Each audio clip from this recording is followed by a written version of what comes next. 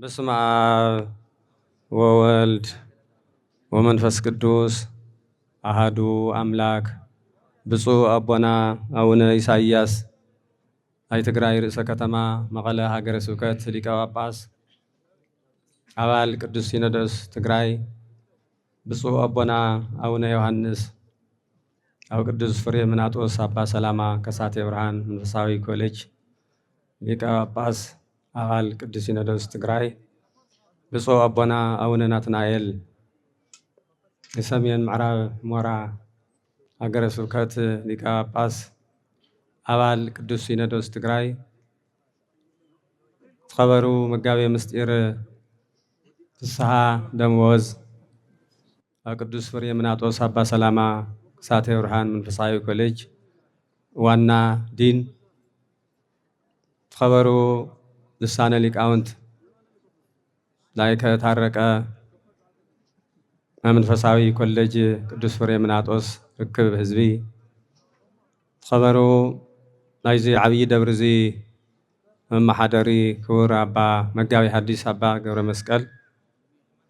ተኸበሩ ናይዚ ደብሪ መምህር መጻሕፍቲ ቅዱሳት መጻሕፍት አዲሳት መምህር መጋቢ ሐዲስ ሲራክ ገብረ ጻድቅ፣ ተኸበርኩም አበው መነኮሳት ቀሳውስት ዲያቆናት፣ ናይ ኣብነት መምህራን መዘምራን፣ ኣባላት ቤት ትምህርቲ ሰንበት፣ ኣብዚ በዓል እዚ ዝተረኸብኩም ብምልእኹም ምእመናን ወምእመናት ዳሓን ዳሓዲርካቱም ዳሓን ደርፊድካቱም እግዚአብሔር አምላኽና ብሕያውነቱ ብፍቕሩ ብረድኤቱ ዓሚ ነይርና ሎም እውን ግዜ ወሲኹ ናብዚ ዘብፅሐና ኣብ ዓይኒ እግዚአብሔር ቅድስቲ ዝኾነት ልዕሊ ኩሉ ፍጥረት ዝኾነት መጀመርያ እግዚአብሔር ኣብ ተመልኪቱ ኣብዚ ምድሪ እዚ ካብ ፍጥረት አንስቲ ኩለን ብሩኽቲ ቅድስቲ ንጽህቲ ኑርአ ቤተ መቅደስ ሓሳባ ኩሉ ብቅድስና ዝተነብር ልክዕ ከምቲ ፍጡር ዝኾነ ሰብ ኩሉ ሎሚ ዕረፍታ እናኽብር ዘለና ምናይ ቅድስተ ቅዱሳን ድንግል ማርያም በዓል ዘብፅሐና እግዚአብሔር አምላኽና ክብሪ ምስጋና ይብፃሕዮ።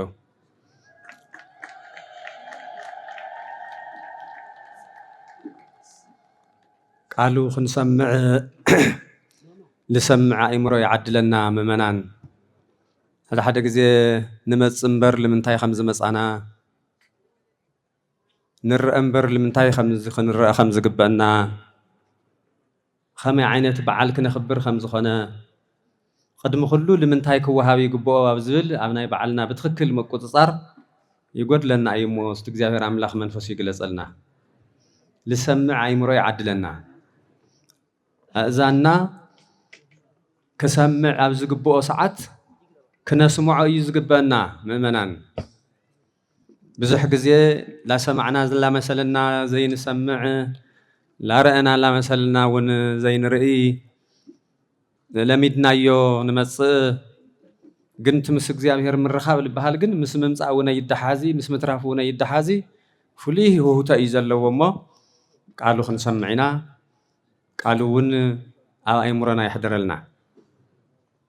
ወመፃ ቃል እምሰማይ ዘይብል ጸሓፊ እዝየ ብፁዓን እለሞቱ በእንተ እግዚአብሔር እወ ከማሁ ይቤ መንፈስ ቅዱስ ከመ ያዕርፉ እምነ ጻማሆሙ ወይ ተልዎሙ ግብሮሙ ወይ ወስዶሙ ሃበ ማይ ሕይወት ነቃ ሕይወት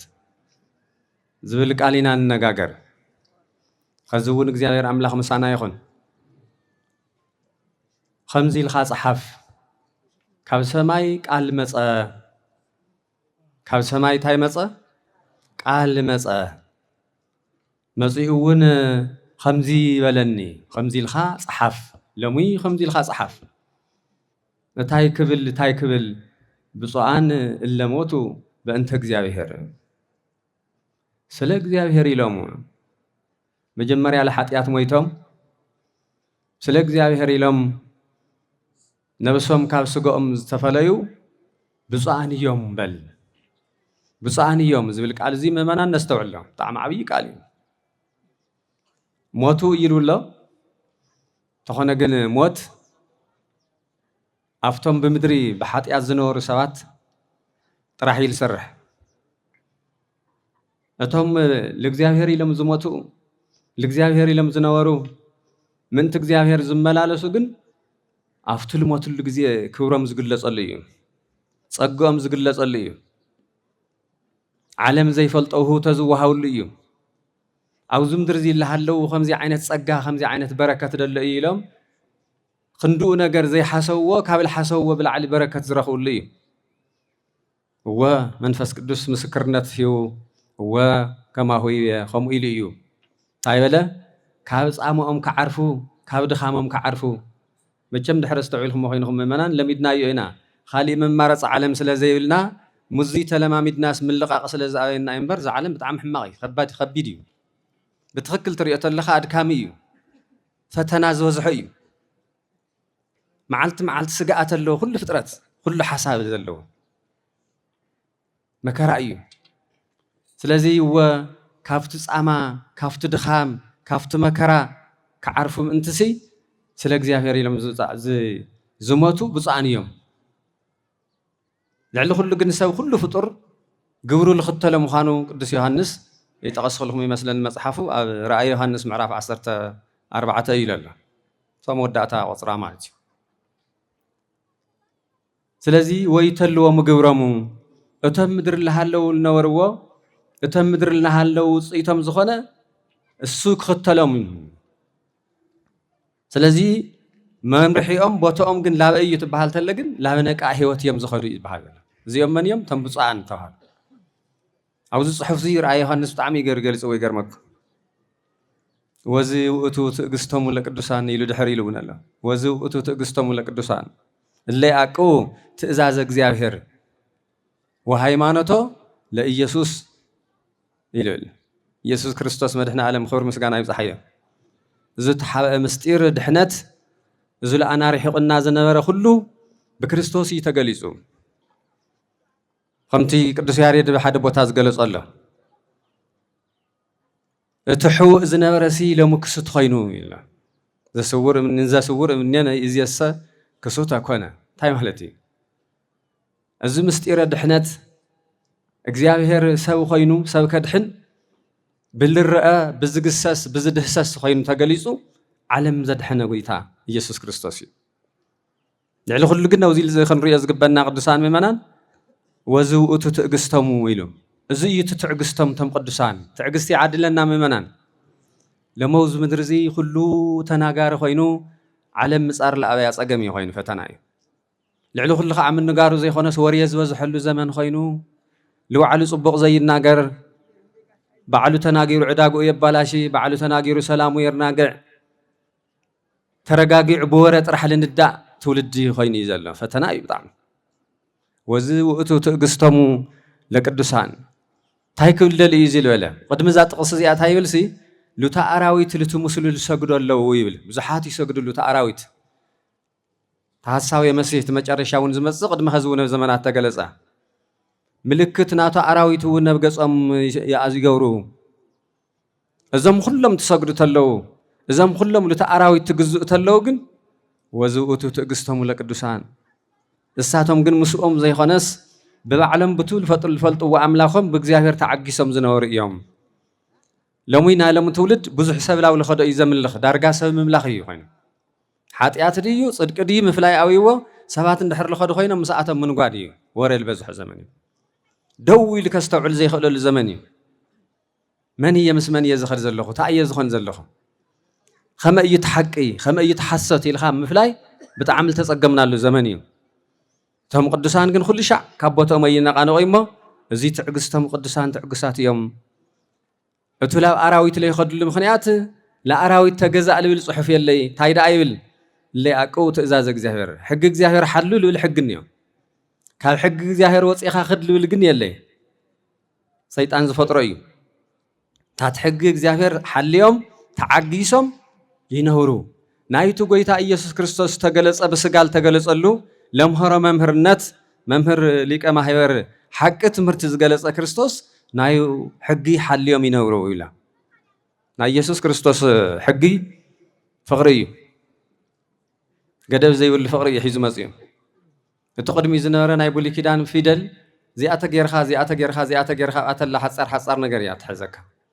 ኢየሱስ ክርስቶስ ግን ገደብ ዘይብሉ ሕጊ ሒዙ መጽዩ ብቋንቋ ዘይግደብ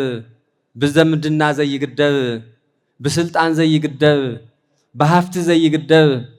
ሓጽር ኩሉ ዘሊሉ ፍቅሪ ክብል ዝኽእል ሕጊ ሒዙ መጸ ኢየሱስ ክርስቶስ እዩ ናይ ኢየሱስ ክርስቶስ ሕጊ ፍቅሪ እዩ ፍቅሪ ካል ኩሉ ዝጠቅም እምበር ንኩሉ ለማንም ዝጎድእ ይኾነ ስለዚ ናይ ኢየሱስ ክርስቶስ ሃይማኖት ሓልዮም ይነብሩ ኢሉሎ እዚ ኢልና ግን ሎሚቲ ዘመን እዚ ክንገልጾ ከለና ታ ዓይነት ዘመን እዩ እንድሕሪልና ናይ ምግላጽ ዘመን እዩ ኣስተርእዮ እዩ ዝበሃል ኣስተርእዮ ማለት ምስጢረ ስላሴ ዝግለጸሉ ኣስተርእዮ ማለት ሓቂ ዝተገለጸሉ ምሕረት ዝተገለጸሉ ቅዱስ ያሬድ እውን ይብል እዩ ኣስተርእዮ ኮነ ዘክርስቶስ ናይ እግዚአብሔር ምግላጽ እዩ እግዚአብሔር በሓድነቱ ብሰለስተነቱ ግልጽ ዝኾነሉ ዘመን እዩ ኣስተርእዮ ዝበሃል ወእንተ ዝንቱ ኣስተርአየ ወልደ እግዚአብሔር ከመይስዓር ግብሮ ለጋኔን ወልደ እግዚአብሔር ምንት እዚ ተገሊጹ ይብል ምንት እዚ ተገሊጹ ይብል እንታይ ምን ምግባር ናይ ጋኔን ግብሪ ስዒርካ ልምድርባይ ልምውዳቕ ማለት እዩ እዚኣ ቅድሚ መዋሉ ዮሐንስ ቀዳማይ ዮሐንስ ምዕራፍ 3 መጀመርያ ኃጢአተኛ መጀመርያ በደል ዝገበረሲ ሰይጣን እዩ ይብል ቀዳሚሁ ሰይጣን አበሰ ሰይጣን እዩ አበሳ ዘምህረ ለዋዕሉ አቢሱ ለፍጥረት እውን አበሳ ዝኾነ እሱ እዩ ምንትዚ ለዛ አበሳዚ ለምቅልባስ ወይም ደግሞ ለምድርባይ ኢየሱስ ክርስቶስ ስጋ ለቢሱ ተገለጸ አስተርአየ ወልደ እግዚአብሔር ቀድሚኡ በእግዚአብሔርነቱ በህልውነቱ በዘላለማዊ አምላክነቱ ይፍለጥ በስጋ መስተገለጸ ግን በስጋ ምግላጹ ግን በስጋ ተገሊጹ ለዲያብሎስ ስዒርዎ ይላ አነ ኮይ ገርመን እዩ ቤተ ክርስቲያን ለዲያብሎስ ስዒሮ ዝተባሃለሉ ግዜ አውዝ ናይ ሐዲስ ኪዳን ዘመን ዝኸምዚ ዓይነት ኃጢአት ምምጽእ እኮ ከመይ ለአክል ርግማን ምድሪ ተገሊጡ እምበር ሓደ ግዜ እኮ ምሕረት ተአውጅ ነይሩ እዩ ሓደ ግዜ እኮ ሰይጣን ተስዒሩ ነይሩ እዩ ክርስቶስ ብልደቱ በመስቀሉ አውዝ ዓለም እዚ ብዝተገለጸ እቲ ግብሪ ሰይጣን ሁሉ ተሳዒሩ እዩ ከዚ ሰይጣን ሓያል ኮይኑ ዘይኾነ ዘጋግየና ኣሎ ከምትና ቀደም ሓይሊ ነይርዎ ዘይኾነስ ከዚ ሓይሊ የውሉ ባዕልና በፈቃድና ልንሞት ዘለና እምበር ከዚ ሰይጣን ሓይልን የወይልኩም ከይተሓስቡ ሓይሉ በክርስቶስ መይቱ እዩ ሓይሉ በክርስቶስ ተስዒሩ እዩ ወለስሃ ህምዙ ለዲያብሎስ ኮይኑ እቱ አርዌ ተመርዙሲ በክርስቶስ መስቀል ለሲህ ወዲቁ እዩ አልጫ ኮይኑ ተወስዒሩ እዩ ታይዳ እዩ ከዚ ዓለም ሁሉ ተመሊሱ ላውዝ መንፈስ አትዩ ታይልኹምኒ ባዕሉ ፈቂዱ ካብኡ ክላቀቅ ዘይደሊ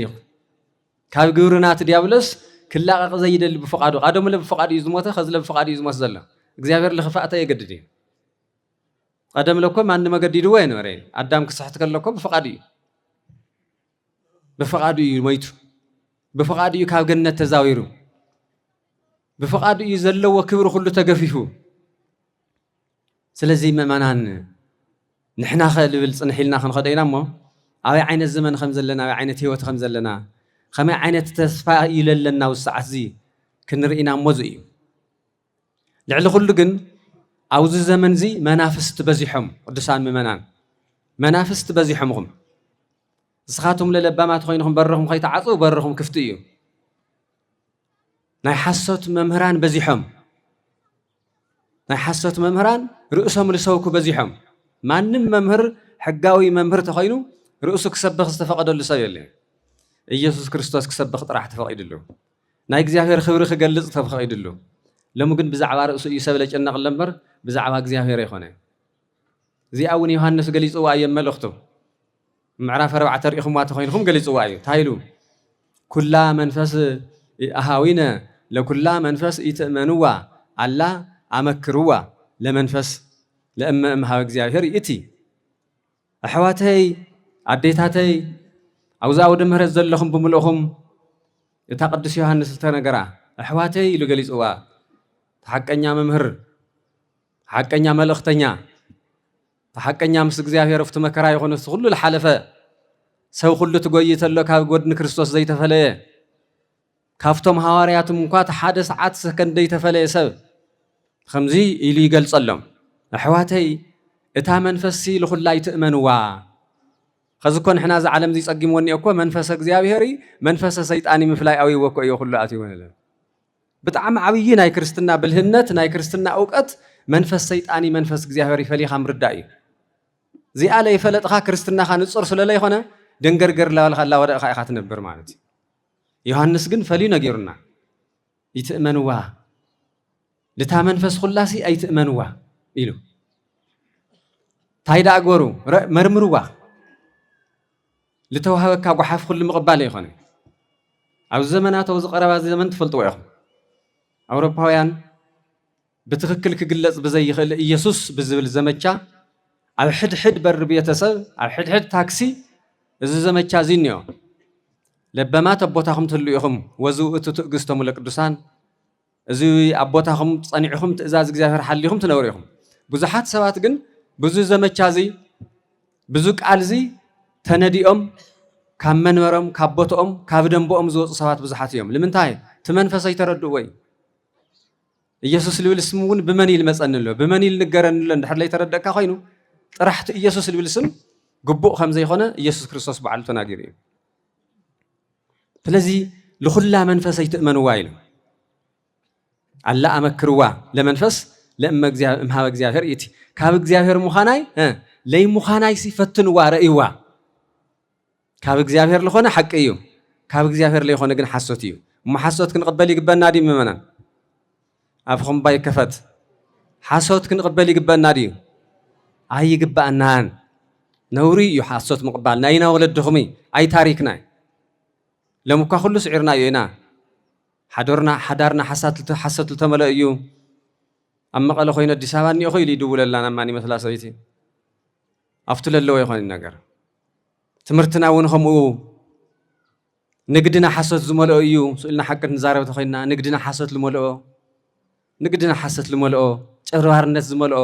ለድኻ ዝብድል ፍትሓዊነት ዘይብሉ ዕርክነትና ሐሰት ዝመልኦ አስመሳይነት ለቁርጽ ግዜ ዘይኸውን ለቁርጽ ሰዓት ዘይኸውን ዕርክነት ቃል ኪዳንና ኸሙ ልታል ትረአየላ መዓልቲ ተኾነ እምበርካኡ ብላዕልክ የለለ ምንም ዘይቅጽል ኑሮና ሁሉ ትሪእቶ ለኻስ ሐሰት ተመልኦ መጽሐፍ ቅዱስ ግን ታኢሉ ተናገሩ ወሐሰት ርእሰ አመጻ ኢሉ ሐሳዊ ሙኻን ካብ ዓመጽ ሁሉ ዓመፀኛ እዩ ክፉእ እዩ ምኽንያት ናይ ሰይጣን ተኸታሊ ሙኻን ካብ ቀሊሉ እዩ ሐሰት ካብ መን መጽያ ይብል መጽሐፍ ቅዱስ መን ጀሚርዋ ይብል መን አቦአ ይብል አንይኹም ዶ መጽሐፍ ቅዱስ ዮሐንስ ወንጌል ስትረእይዎ ምዕራፍ 8 ሐሰት ካብ መን መጽያ أبا أخمنيو كمن جاءت الله خمج يرمسيوا إذن إذن نختل سبعة مع تأثيرنا هندي يقول كويل لو زعد وزم در كون دي مكرا كويل لنورنا لجزياوي هفت تويلو زي جبر عمس يلا إنديا مخزما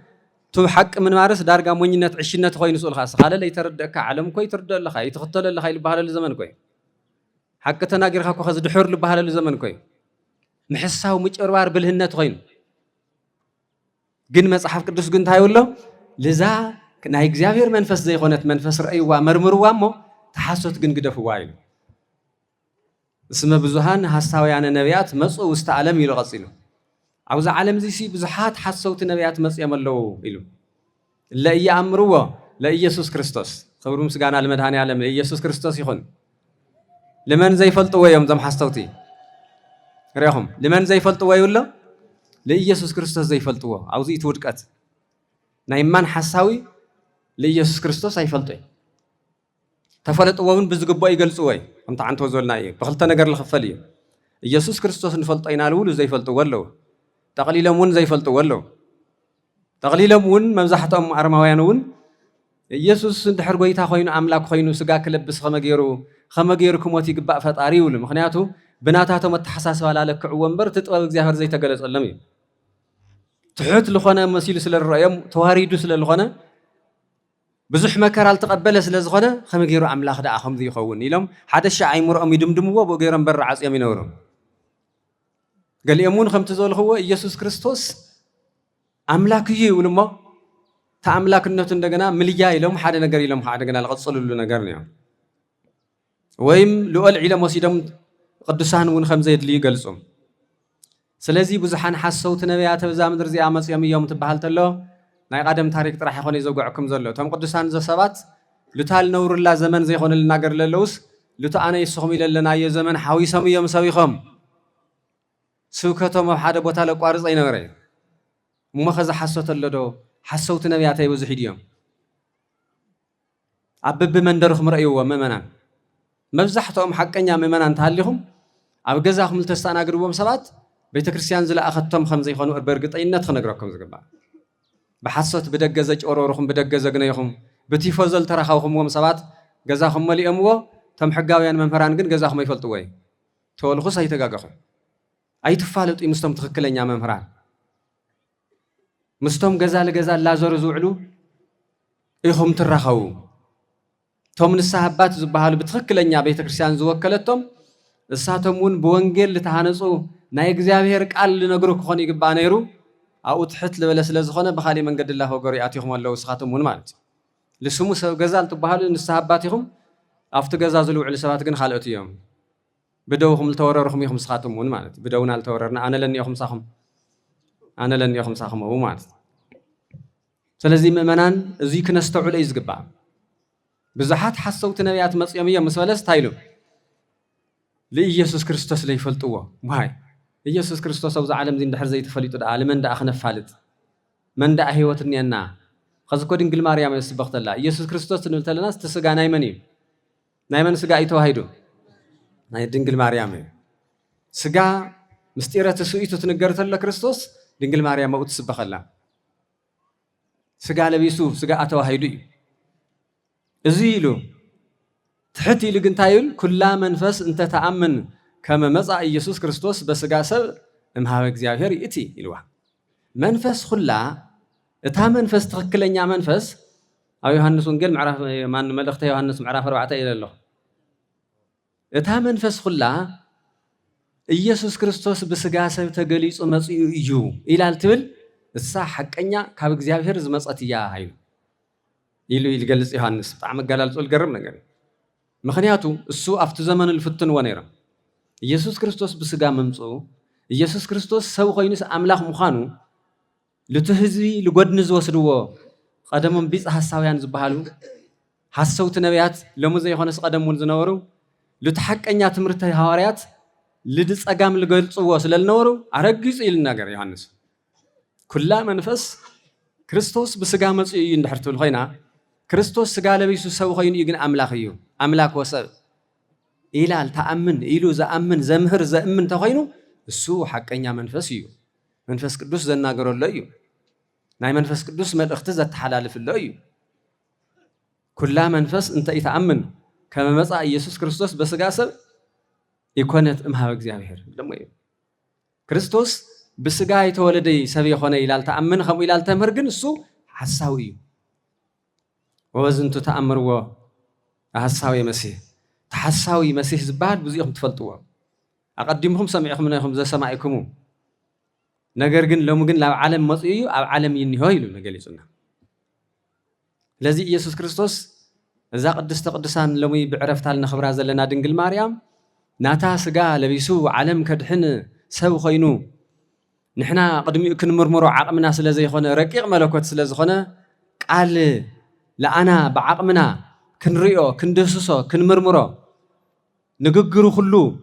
ለኣና ዘይግለጸልና ስለ ዝነበረ ብቲ ልግለጸልና ኮይኑ ዝመጸልና ጎይታ ብልንድህስሶ ናትና ስጋ ለቢሱ መጽኡ ንሕና ብዝርደአና ነጊሩና ኣምሂሩና ማለት እዩ እዚ እዩ ልብል ኣብ መጽሓፈ ኪዳን ኣምጽለይ ቃል ኢሉ እንታይ ዝብል ቃል ስጋ እዋ ተሓንትባ ታልዮ ንወዲ ሰከ እግዚኦ ዘወትረ ይስየቡ ሰባተ ማህሌት ቃል ዘተርእየ በስጋ ቃል ዘተርእየ በስጋ ለመድኃኒተ ትዝምደሰ ክርስቶስ መድኃኒ ዓለም ክብሪ ይጽሓዮ እቱ ቃል ርኢኹም ለአና እሱ ኩሉ ሻዕ ሕያው እዩ ቃል እዩ መለኮት እዩ ተኾነ ግን ቃል ብስጋ ተገሊጹ ይብለና ብስጋ ተራእዩ ይብለ ኣብ ቤተልሔም ብስጋ ተራእዩ ኣብ መስቀል ብስጋ ተገሊጹ ኣብ ምድሪ ብስጋ ተገሊጹ لمنتا أي علامة وتلتلقن لمدهانيته تزمد سب زي أكو علامة كريستوس ممسو علم كدحني لمنتا أي علم كدحن تيلخمني ليدحنا علم سلازنا مرة موت حموم بحاتيات سلازموتها بحاتيات سلاز حمامة علم سلالنا مرة لزول حمامة علم لزول موتها علم مدحانيته منيو ኢየሱስ ክርስቶስ መድኃኒት እዩ ክብር ምስጋና ለመድኃኔ ዓለም ይሁን ኢየሱስ ክርስቶስ ክርስቶስ መድኃኒት እዩ ከምዚ ኢሉ ክስበኽ እዩ ዮሐንስ ኣብ መልእኽቱ ዝገለጸ ክርስቶስ መድኃኔ ዓለም ንብል ከምዚ እዩ ግን ብስጋ ተገሊጹ ለምንታይ ብስጋ ተገሊጹ እንድሕር ኢልኩም ኮይንኩም ብመለኮት ማይ ንምርምሮ እያ ንሕና ድኹማትና ይርዳና ናትና ስጋ ለቢሱ መጽኡ ናትና ሕማም ናትና መከራ لكدحن بسجا تقليص ومسيح يسوع كريستوس. سلزي بسجا مقلاصو لأنا تأيو هيوتنا خوينو مسيح مات. زيل نستوصل ليو أستريو تنولتلنا كريستوس بسجا تقليص اللي تولد اللي زورحي زي فلاي فليو. أيور دانسون مستير سلاسية تقليص الليو. علم كدحن زمس الليو. زي خوينو جن دينجل مريم لما أنت تايل خونة الليو تنولتلنا جن تاينا لنا. تايا لخونة الليو لا عرفت الليو سب سجال اللي بس كله كم موت كم زي ملت ويتا يسوع كريستوس بفقادو كله تصحيفي مصحف قدسنا تري كلازي لمي أبسساي 4 عدماء عمتها كاوزي علمزي كاوزي حلاف علمزي فلست مزي بلي هذا يبلي كويس كاوز بلاي زخنة كاوز حلافي نيوريا زبها العالم لا زي يحلف بعرفت التشاجرة اللي يودينجل مريم بحرق عاقم تمل كلهم تقلل لبيلز جالس أمتلك تيوهانس بصعان لموتو بأنت جزاهير دينجل مريم عاوز عالم زي تنبرت الله موت البهال تم حد أن تموت تلو يوم ما يتم زبهالو صادق أنا قن كوب هو تم كيوم لحيات الموتو نستوعب ده موتا يكون منفسكم لمقبار هاتيات وهياوة يكون منفسكم لمقبار صدق القدس باولس منفسكم أوز عالم زي اللي هلهم قتلوا لحاتيات موت يخون كحسوت موتوا أي تحسوا أي تسرقوا أي تكحدوا أي تتراتروا موتان خنوا بخفات لخفوا موتان خنيلو لمقبار صدق جن هاي خنوا هياوان خنوا هياو إذا نقول مريم عبيت مقدسة تنور اللي بقدس الناس اللي نبرت ها لحاتيات الموتة يا مالتي هميدي مالت نايقد من بيت مقدس نورم هميدي لحاتيات منم عينة من كاو يلي بسرور الله كفتم كلهم قدسان تفلطوا واخم ممنان بدنجل بهلينا ادنجل بسقاخي تفعلت بدهلينا اخي بسقاخي دنجل يا قدستي يا سلازي عرفتي تبهالتلو مش شققار مالتي حدا نقر استخنقركم قدسان ممنان لخونا تخدمون مع خلخنا خبيت جدل الله جدل لخونا نجار لك الشجاجر لبما تعمل جورو ثمنا صرقة سبات طيب بحال سمسو دلدي بحال زهري بارك خزي دينجل ماري لا أنا دينجل ماري أم دلدي مالتي يعني أنا بحال دلدي مالتي بسرور الله يلوى إليكون أنتي وقتو مراج مدر اسكا سماي يتو دلدي فريس الناس نمرة أنت مشاجر زي نور لا بد إحنا تمشاجري حدا زي لا خون بوتات خدمه وحج ندحر حيلو دوي خاتم الويت من لسن بي سؤال خاين خيتا أتين دحرت عنا هاللي كمالت دينجل مريم أو خبيد جدل حتيات أتينا أو خبيد فتنا أتينا الله لنا ناتا سجال يسوع كريستوس كافت موت لا هي وتشاجرنا أي مودسي ولا هم منا كام موت لا هي وتشاجرنا كام موت لا هي وتشاجرنا التولي لوسوسجا كان محاور خبتنو قطري ليتي لح حزولو نا أوروبا ملقت حزام لخونة إشتي بايبل حزام لدنا جرهم زلوا سوات فلتوهم إنجيل مريم ما دنا إياه ولا سمعنا لهم دم منا بأماي تمصنا عرفوا جزاهم ليتردأكم يو الساب كل بعلا እግዚአብሔር ዝፈጠራ ብሩኽቲ ትኹን እምበር ልባዕላ ኮሳ ብትንቢት ተነጊሩላ እዩ ትንቢት ልተነገረላ እያ እነሆ ድንግል ትጸንስ እያ ወዲ ትወልድ እያ ስሙ አማኑኤል ተባሂላ ብጣዕሚ ተባረኸት ካብ እንስት ኩለን ተባሂላ መጽሐፍ ቅዱስ ተጻሕፈት ስማ ብኽብሪ ትነብር ብኽብሪ እንደላ እያ ስለዚ አዴና እያ አዳ አምላኽ ማለት ለአና ኸታይና እያ አዴና እያ ዮሐንስ እንዲያም መስቀል ጽቡቕ ገይሩ ይገልጽዋ صحفت له مالك سلازي إلنا أين خن الأخم اللي قبلنا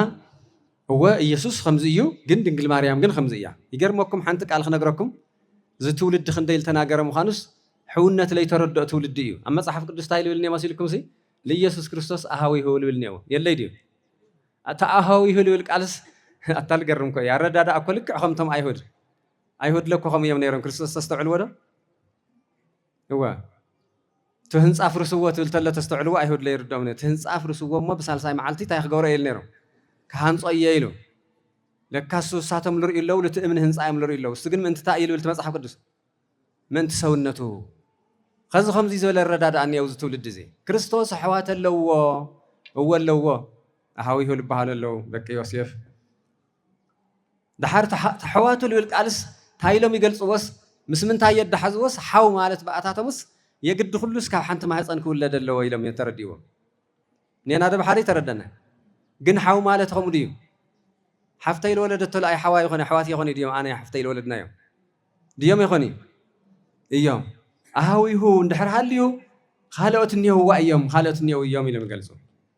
أزي مالت مستمع صحف قدس زلوا مرحقات تايم خان إلى رداكم صحف قدس بتخكل يتردوه يسوع كريستوس لديو بخوري نايم ودعت أيو لبون بخوري نايم ودعت أيو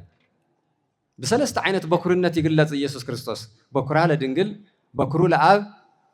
هو خلاص بكرة دعنا كريستوس قدمه تنسون كلهم مسد كريستوس بكر يلون كريستوس كموت عن لم تنسى موت شنيفها بخوري حدا نمودع تعيل كل نجار أزي لي تردم جن أحوات بزولك عال خالقت أحوات خمس ولدت غيرهم زجلسو منافق عن للو يوم خذ تدناجر زي مصحف زي في الله مصحف قدس لي ترداكم ميمنان نامانكم مسلكم يخلي واي خموديو نحنا سحنتي دنجلي تلولدت تل حدا يو السلا قدم وليد دحر وليد قدم مولادا دنجل دحر مولادا خان تعمل سليله ها دنجل اعتبر يركب خمسين لك قال اي خطعم اهي علم لازم النجر زي سبب تفلطيهم سبيت دحر خوينا خمن است دحر خوينا دنجل اللي تبهال قدم حدار ايام بي كأمة سويتي يا تبيلا تجلس قام قاتقرنيا جلسي دنجل تبهاللي ودي دنجل تخاينو دنجلي كعيون كم مجمري الشعب ودعت تخاينو حقي خميل الجلس نجرجن بأبزح جن دنجل بهال كالشعلا حدار رعت زاتي كأبد حريقن سويتي يبهال تبهال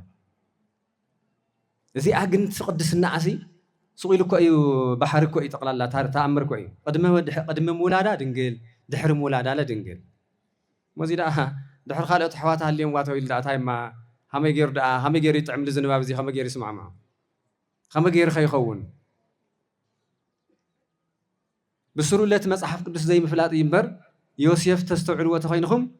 صنيسات بحال تلاس موجد بحراتي وتجني غنيرس وفقد هدقا كحرقا زور كل دلي نيرو ديولو ملاك اغزيافير تايل ولا شعو ملاك اغزيافير خميد زولو يوسف حدق ايتخد مسانا بمسماريام خن بمنتايسي تكاب تصنيس نيو بمنتاي يلوا بمنفس قدسيو تبحال تلو كاوركاو يسب زر اسغا التفليه مالت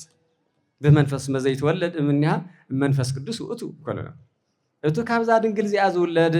بمنفس قدسيو منفس قدس እንደገና مس ዓለማዊ ርስሓት ምንም ግንኙነት የውልይ بدنجلنا وليدا بدنجلنا تنبريا ኢለ ጽንዕ ነጊርዎ ማለት ስለዚህ ድንግል ማርያም ታይ ማለት ያ ኣብ ትሕቲ ፈጣሪ ኣብ ልዕሊ ፍጡራ እሳ ግን ለእግዚአብሔር ተመስግነተላ ተቀድስት ድንግል ግን ተሰምዕዋ ተኾይንኩም ሉቃስ ወንጌላዊ ተገልጾ ወትቤ ማርያም ተአብዮ ነፍሴ ለእግዚአብሔር ወትታሰይ መንፈስየ በአምላችየ ወመድኃኒት ድንግል ከምዚ በለት ድንግል ከምዚ ላ መስከረት ነፍሰይ لا نفسي لإግዚአብሔር ልዕል ተብሎ ተኽብሮ لمنታይ حጉስቲ እየ ብኡ ወይ አይደለት በመን ያ ተሐጎስ በአምላኻ እግዚአብሔር መመናን ለም ብምንታይ እዮም ተሐጎሱ ሰባት ብቅርሺ ብደርፊ ብዋዕዋዕታይ አቀዲሞም ሓጎስ ኢሎም ስለለሓሰብዎ አእምሮኦም መውተለ ተዓጽዩ በእግዚአብሔር ይሕጎሱ በእግዚአብሔር ለሕጎሱ ሰባት ግን መጀመሪያ አእምሮኦም ላ በእግዚአብሔር ተቀበሉ አእምሮኦም ተገለጸሎም መመናን ሓጎስና እግዚአብሔር ይሞደስ ይበልኹም ሓጎስና እግዚአብሔር ሓጎስና እግዚአብሔር ምዃኑ መነጊርና ድንግል ማርያም ነጊራትና ወተሐሰይ መንፈስየ በአምላክየ ወመድኃኒየ ኢላ ነፍሰይ ሰውነተይ ውሽጠይ خالق ሓጎስ የብለይ ኣብ ቤተ መቅደስ ምንባረይ ካብ ቤተሰበይ ብምፍላየይ ኩሉ ነገር ብምግዳፈይ ኩሉ ሓስ ዝኾነኒ ለኩሉ ነገር ክኽእል ዝገበረና ኣምላኽ እዩ ኣነ ከዓ ብኡስ ሕጉስቲ እየሞ ልዕል ይበል ክብሩ ይስፋሕ ኢላ ፈጣሪኣ ተመስግን ተላ ንሪኣ ማለት ልዕል ይበል ስለዚ ምእመናን ሓጎስ ደስታ ኣብ መንደረይ ትድለይዋ በይዛኹም ኣብኡ እዩ ተፈላለይና መብዛሕትና ሓጎስ ሰብ ኢላ ተኢልኹምስ ኣብ ዳ መርዓላ ሓደ መዓልቲ ድብድብል ትብልዋ ሰለስተ መዓልቲ እሳ ትመስለኩም ገሊኹም እውን ኣብቲ ዳ መስተሙልእ ለይቲ ልሕደሮ ሓጎስ ይመስለኩም ወየ ብድሕሪ ኢለ ሞተይ ተረአየኩም እዩ ኣብዚኣ ዘለኹ ክነግረኩም ይቅርታ ግበረለይ ምእመናን ሓንቲ ቃል ንያሎም ቅንል ሰማዕኽዋ ደስ ለይትፈልጥ እያ ተጋሩ ንሕና ቦታትና ክንደይ ንጹሓት ክንደይ ዓበይቲ ክንደይ ለባማት ክንደይ ምሁራት ወሊዶም ወዚ ለውፅሕና ታሪክ ለለና ሰባት ካብ ክልላት ብምልአንስ بمست قدميت زخونة تذاكر الذي أيال بين يدي سمع عيال سمعهم نيهم سمعهم ده واي أي مسمع أيهن تمرت تخون إلى ينبر مسمع خايهن بحق أتم من سين يهم ده وا خم عين التاريخ الخير زلوا لا عين الخير زلوا بتمرت قدمي يخون وأي بمست إذا بتمرت قدمي مهان سكوا صبوا لعد خاطر قلقل لهزو خاطر قلقل بمستقدماي مخان مالت ما بقى خاينك كوي درقف قفيل خاب لي عدم خامومات كوي حدار بتخكل لك مرح دينا ما نزخم زي لا تولد خالي قدف ومو حدار بتخكل لك مرح ديو بيتسوك مرح ديو بتخكل اسم እግዚአብሔር كراخب ديو ስለዚህስ ለሁሉን ንሽተይውስ 80 ሓደ ይልዕል 80 ሓደ ዲ 80 ሓደ ይቆጽርስ ለትግራይ ህይዋ በቃ ድርድር ረቢ ኢላ ራእየት ሓጻውን ተመስተقل ብሙሉ بطعم حزن زي حزخا مولاوي كتشاغر دا تولد زي حزخا لمشيغار خبيدي مسيل يسمعني الآية لمطرنا فوني خبيدي مسيل يسمعني سلازي خمزي بحال نجر يجيني يوم بحادرة أوزا قدست دنقل عودة مهرة خوينا ممنان خلتك زي كنا ناقرهم قنت تسفاي قبر بخلتك زي معنات بزي حلو النارس زيرو خوين خطول وقنت تسفاي قبر زيرو خوين قتلوا سومالي تبهال مني امخان انت تردني زيرو قليل واسات حيت بتعمل تحت زيرو حرق زعيلوا تال تحت من ملي بلا سايس تستي مالك خميك زهر عدي لواي ስለዚህ ከምዚ ዓይነት ወረ ልስምዕሉ ትውልዲ ኢና ዘለና እሞ ህይወትና ንሓሉ ነብሰይ ተሐጉሳ ኢልበለት ድንግል ማርያም በመን እግዚአብሔር ሓጎስኩም ለኾነ ህዝቢ እንደይ መከራ ለሓለፍኩም ህዝቢ خزون كافت مكر علي تشاجرهم وهزي خزون حواتنا تفناقلت لنا كشعلمي عدم التفناقلوا التجنقوا كابيت سو مستفليو اتاسدت لكم الكعني رويل قرمكم كازي الحمورة امريكا خويناتهم هزونا طعمي حزن اب تግራይ خوينهم سب تግራይ تسديدهم سماي خند سماي رحيقوم عوي قدب عوي مغارجا تغيروم بسبات خفات سدت لكو يبهال كو وي كاوزي العد عرب وي كاوزي العد ما تخايد خالكو يبهال اب تግራይ وشت خوينهم اب تግራይ فسيسهم ابزي ام مقله خوينهم حمورة سماي خويناتهم ابزي اخوينهم شرر سماي خويناتهم للو غزي خوينا نايمان بوز سعزي ستينا طعملنا ديوم كبل دليكو ايه نايمان خندحر هندزيل ست خوينسي لا اتمكافيل خام حبس اندي صدقم خونا نيرو زو طرمز قلطمطم لا خاكا تحدرسي لزم حواتي لخا عقوم بالخاص لزي ان لخا خم تلبمات الجور ولو هم غير خدايم حشي نيرو ممنان السو طرح يخوني بدقس التلغلق كتما ونينا زلنا تدقسون بحقي أو قدم بيتك شان خنقركم بتفصم جيجاي فتصم جيجاي صحتتي قال كده أنا يتخلخله مرعى يتخلخله قنت مرعى صبغ حقيو ذكرون صلاتون تذكارون حقيو أبيت كريستياني اللي قبر تذكار صلات إذا داس غيرها عد ملو غيرها لحد ما عالت لقوا حفن جراجن نايم من مسونا نادينا يناسو حق ديو ثلاثة معلت ربعة معلتي حنت بانسو إنا موز بحال اللي كتماس مليس خان دجناس ملو ليتي قطري ليتي تشوفر المهم زي لي بحال دقس يا مليونات وصيل بحالسي واي بونا دن رؤيه يوا أرى بونا رؤيه يزخم واي نقدرنا كل مد لا خنا كلنا كو خمس تلما مد حنيت خوينوا أرى زهر منفس قدس صبي يوردلنا بحق يملسنا يستخاخلنا هلينا قبل كعي خنا يزلنا أن حنا ونيت سمعناي وي ممنان لبخم يهوخمنا يتسمع معنا إننا وي زهر منفس قدس باريكو عندي بتنا يبارك خويني مالتي بر أي تزامدنا إننا بصورة تسمع معنا هاي تسمع معنا لو خنا مخنيات سنيو السبع علي مرة وين حنا عينا ويسخم يخم من دعيك اسمعكم كل دليكو نبي تكشان ممران اندحرتنا غيرهم لا يسمعوا خينا مس من دعيك سمع من يكسمع لذيكو يخم تاع انتو زبلني بالتفلالي منفس اندحرت دحيت تصب يتحكم اسمع بجي يولي سلازي دنجل مريم تايبلت قدستي وتتحسي منفسيه بعملاچي ومدحاني ريخ هذه تم عنتو تملموتس بصان يوم إلها صحاف التوهلت كافتم بصان توهيلهم جورا دنجلنا قدسنا زختلا ولاري تأملاخ مخانا لختلا لا ينك أهوت لا زلالم هوت التخيد دنجل مريم يا مدسي ولا نام منام يا غير أملاخ صايا كل هوتا هذا حدث من الوقت لو 3 عامات ولا 10 عامات خوينو ناغزيافير خوينو ويتمليسو خم خوني خلي دنجل مريم كو كاب 3 عامات كاب 3 عامات عدما اجميرا كو انا غزيافير لخنت واي ني خاك حقس نيخم دمي منا كاب 3 عامات كاب 3 عامات كاب بيت سبات فليا بقى بمولا انا غزيافير خوينا تقلالا حلاويا مغاويا نورا بيتو بيتا ابيتو بيتا بيتو كل ነገር لخنت كاب 3 عامات جميرا أبيت المقدس نرو تمرنا السون نجيرنا أيه نبي نجير تستوعب وتخينهم رسئي هزوجي وبيتعوجي ديولي سخي أم مندر كتنوري في كذا الخي أو عالم كتنور وناي في كذا الخي بيتساو خرسعي مخنياتو تعبين قصفتي كيو لبيت المقدس مريض كيو دخلت عينة بيت المقدس لجزء السخب بيت المقدس تعطوي ده حرقن بعلق بيت المقدس خين خ أملاخ كواخ كولد أتاري قوة مستير ظاهر مسانا يكون يا غير بارك الله طعم زقرن كويو ابيت مقدس اتوي صغير بعلا كنتايا بعلا تايا بيت مقدس سياسه قدس مهدرو لؤل سا بيت مقدس يا انديام بيت مقدس نتا لغرم شروبيل زبحال قدسان ملائكه يصوروا يبلمو اساغنا ما هيصنا لصورت صورت زي يصور لالهم تلزمر وليقاونت صورت زي يصور كيا كصو عالم كصورو زي يخل عالم زي كوسنو زي يخل ملكوت لصرات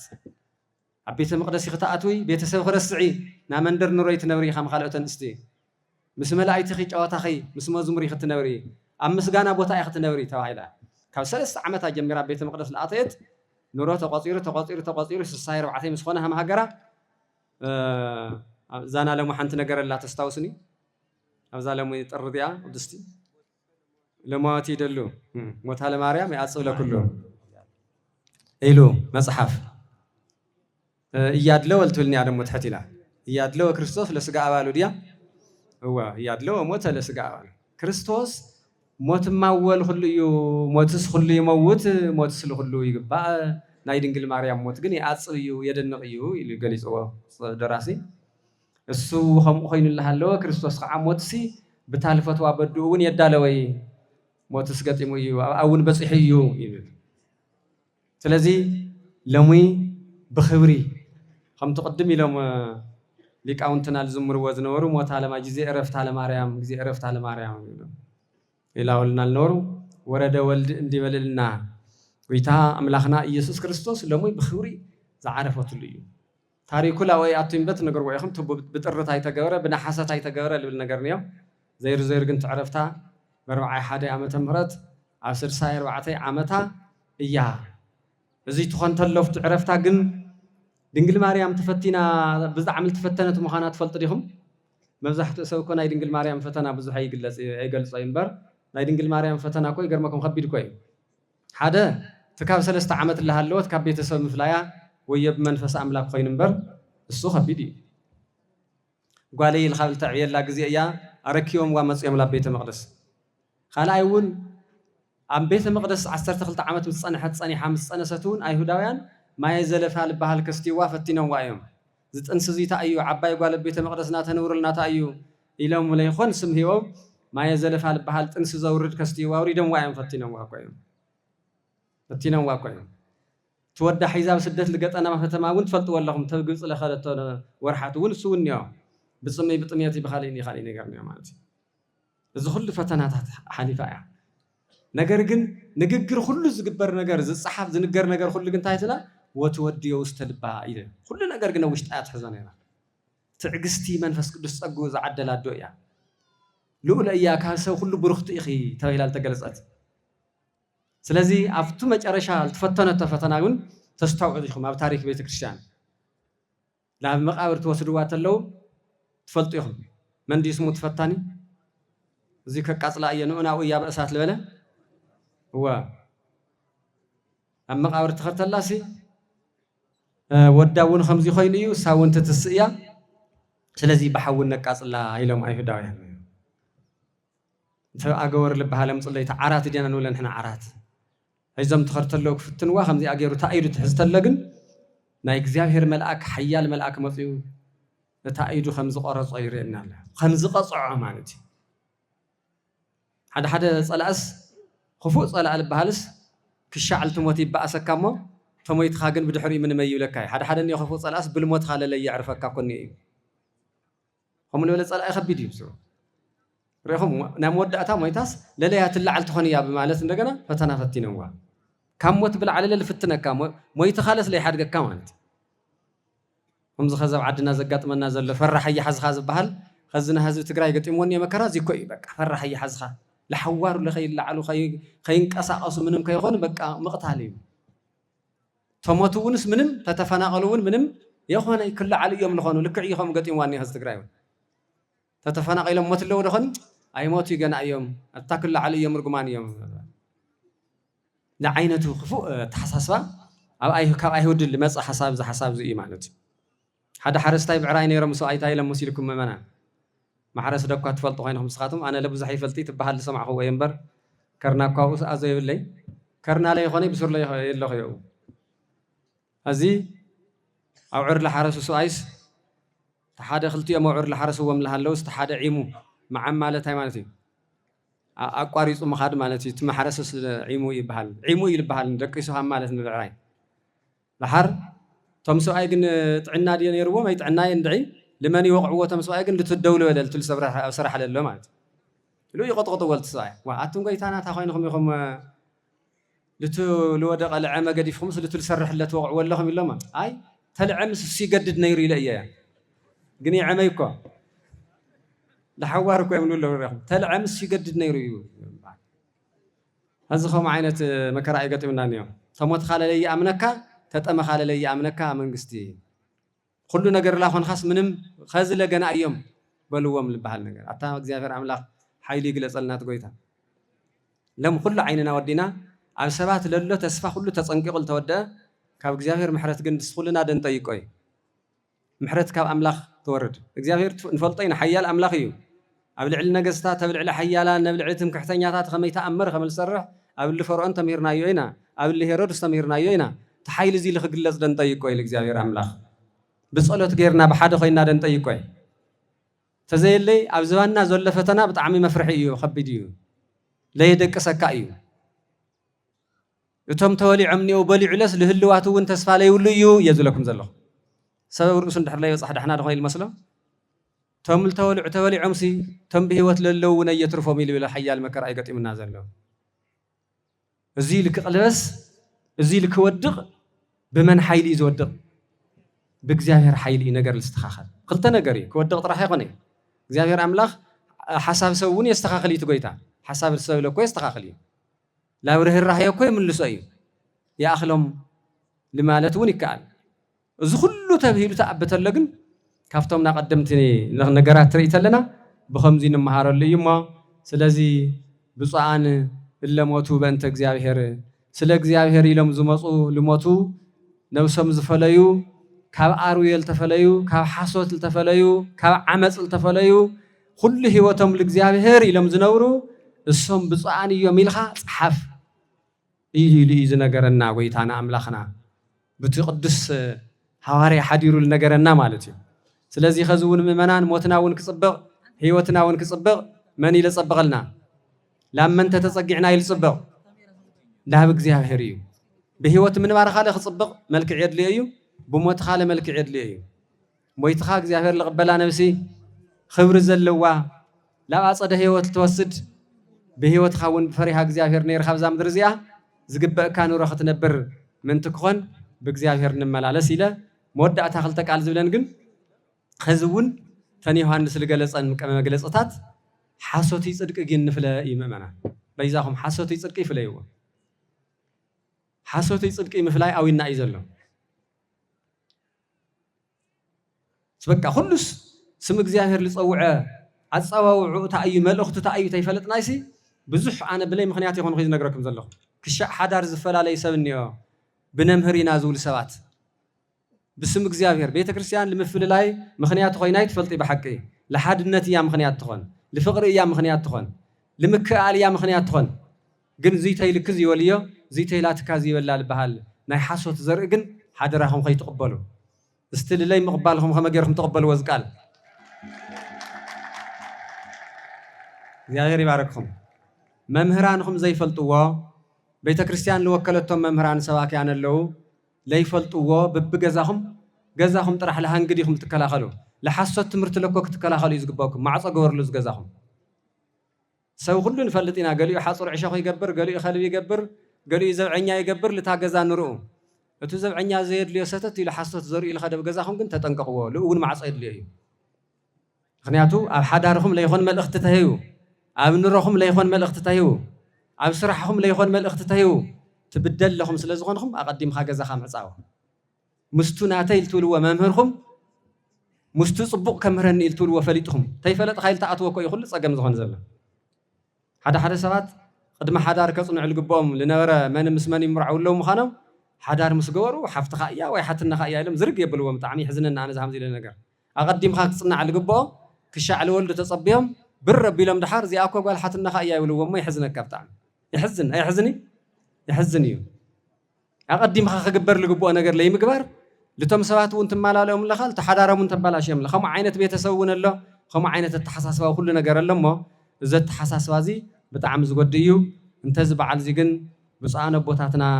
أبزل لو خور بالمعري كور للو هم ون كوران نأمنت ممهران ناتري ومزل لهم عم باب مسلول اللي بتعمي يخفلي كور للو ما هم ون كهنات مؤمنانا ونريكم زلنا حقوسات دس لكم قال እግዚአብሔር تسمع زلخم لخونه افت قدوس او دمهرت زلخم مؤمنانا بزخم زي عين زخبر زل بعليمو እግዚአብሔር አምላኽ ዝበዓል ዘይ ክነኽብርተለና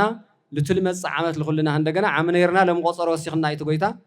ኸዝለሱ ሕያዋ እዩ ንሕና ትግዜ እንጥቀመሉ ደንበር እሱ ወሃብ እዩ ዓመት ውን ይሄበካ እንጀራ ውን ይሄበካ ክዳን ውን ይሄበካ ሁሉ ይልህብ ንሕና ግን ታጽድቂ ዓመት ምቁጻር ዘይኾነስ ላብ እግዚአብሔር ምስ እግዚአብሔር ምህላውና ምስ እግዚአብሔር ህይወትና ምህላው ግን ነስተንትን ግዜ ቆጺርካ እንድሕር ላይ ትጸድቀሉ ዋጋ ይውሊ ትግዜ እንጠቀመሉ ትግዜ ተይተጠቀመልና ንሕና እንጠቀመሉ لتسألنا نتعرق لتفلان حد نخن لتتأراترنا بأمنتنا لا أمنت نملس فقري سلامي يزح حاسوت قديفنا حقي نا حاسوت مسكر مخان قديفنا نا حق مسكرنات كنخن زي إيا كبل زدلي كاوزي بلا علقن يا أخلن مو እግዚአብሔር አምላኽ ቅዱሳን ቦታትና ምእመናን በሙሉኹም ጸጥ ኢልኹም ኣነ ዘይኾነ ምሂረኩምስ ወይ ኣነ ኣውዚ ደው በማለይ ካፍቱና ተኻተመ ተሓሳስባ ስለለ ሕሸ ዘይኾነስ ለዛዓለት እዚ ኣነ ኸምህር ስለ ዝኾንኩ ኣውዚ ደው ዝበልኹሞ እግዚአብሔር አምላኽ ናተይ ደው ተይኾነስ ትቃሉ ህያው ይሞ ለኣይ ሓዊሱ ለኹልና ይቀድሰና ይባርከና ሰላም መዓልቲ ይውዕልኹም